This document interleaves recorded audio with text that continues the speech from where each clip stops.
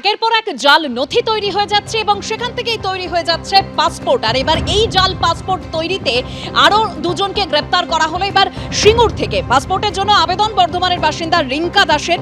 Birth certificate verification করতেই জালিয়াতি পাকড়াও। জাল নথি দেওয়ার অভিযোগে 19শে ডিসেম্বর গ্রেপ্তার রিঙ্কা দাস। গত 29শে ডিসেম্বর বর্ধমান শহর থেকে গ্রেপ্তার স্বরূপ রায়। আর এই স্বরূপ রায়কে জেরা করেই সিঙ্গুরে গণেশ চক্রবর্তী, অনির্বাণ সামন্তের হদিশ পাওয়া যায়। টাকা দিয়ে জাল সার্টিফিকেট একের পর এক গ্রেপ্তার করা হচ্ছে। ধৃত গণেশ চক্রবর্তী এবং অনির্বাণ সামন্তর 5 দিনের পুলিশ হেফাজত।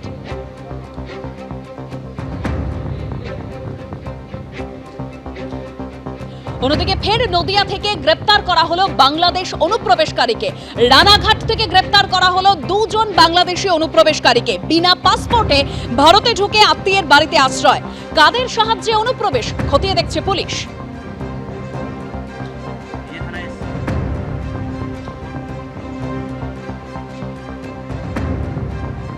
এসআই আব্দুল হাইকে গ্রেপ্তার করা হয়েছে এবং যে তথ্য এবার সামনে আসছে যে আর্থিক লেনদেন ছিল এই পাসপোর্ট জালিয়াতি কাণ্ডে কিংপিন সমরেশ বিশ্বাসের সঙ্গে।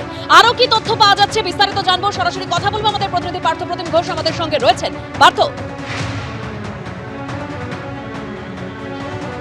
দেখো, সমরেশ বিশ্বাসের সঙ্গে কার কার যোগাযোগ ছিল বা এই পাসপোর্ট জালিয়াতি চক্রে কিংপিন যারা তাদের সঙ্গে কার কার যোগাযোগ ছিল সেই তদন্ত করতে গিয়ে পুলিশের হাতে কিন্তু গ্রেপ্তার হয়েছে প্রাক্তন সাব ইন্সপেক্টর, যিনি পুলিশেরই সিকিউরিটি কন্ট্রোল অর্গানাইজেশনে ছিলেন এবং যার হাত থেকে কিন্তু একাধিক পাসপোর্ট ভেরিফাই হতো এবং তার অ্যাকাউন্টের তথ্য এবং সমরেশ বিশ্বাসের অ্যাকাউন্টের তথ্য যখন তদন্তকারীরা খতিয়ে দেখেন, সেই খতিয়ে দেখতে গিয়ে দেখতে পায় যে সমরেশ বিশ্বাসের অ্যাকাউন্ট থেকে বারবার কিন্তু এই যিনি পুলিশের সাব ইন্সপেক্টর ছিলেন অর্থাৎ আব্দুল হাই, তার অ্যাকাউন্টে বেশ কয়েকবার টাকা ক্রেডিট হয়েছে এবং সেক্ষেত্রে দেখা যাচ্ছে এই অ্যামাউন্টটা কিন্তু একেবারে অল্প কিছু নয়, অ্যামাউন্টটা প্রায় 15 লক্ষ টাকার ওপর ক্রেডিট হয়েছে।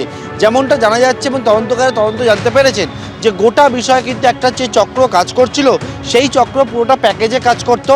এমনকি পুলিশ কর্মী যিনি ছিলেন, পুলিশের অফিসার যিনি ছিলেন, তিনি যে এই বেআইনিভাবে যে পাসপোর্টগুলো আসবে, যেগুলো কিন্তু নথি একেবারে বেআইনি, সেই বেআইনি নথিকে আইনি বৈধতা দেওয়ার কাজ করতেন, তার জন্য তার কিন্তু একেবারে রেড চার্ট বাঁধা ছিল এবং যে রেড চার্ট বাঁধা ছিল সেই রেড চার্টে এক একটা পাসপোর্ট তিনি যে ছাড়পত্র দেবেন, ভেরিফাই করবেন, কারণ তিনি হচ্ছে ভেরিফিকেশন অফিসার, তার রেড চার্ট হচ্ছে 20,000 থেকে 25,000 থেকে 30,000 টাকা।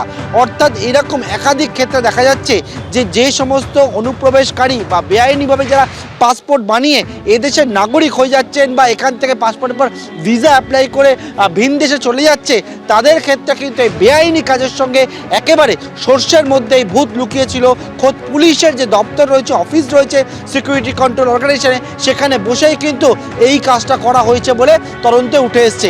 এবং গোটা বিষয়ের পরিপ্রেক্ষিতে এখন যেটা গোয়েন্দাদের ভাবাচ্ছে, একদিকে বর্তমানে পরিপ্রেক্ষিত যেটা রয়েছে বাংলাদেশের, একদিকে জঙ্গিদের যেরকম অনুপ্রবেশের পরবর্তীকালে একাধিক তথ্য চলে আসছে, তার পাশাপাশি এইরকম কতজন অনুপ্রবেশকারী রয়েছেন, তারা কোথায় কীভাবে এসেছিলেন, তারা এখন বর্তমানে কি অবস্থান তাদের, সেটা জানাটা অত্যন্ত প্রয়োজন গোয়েন্দাদের কাছে।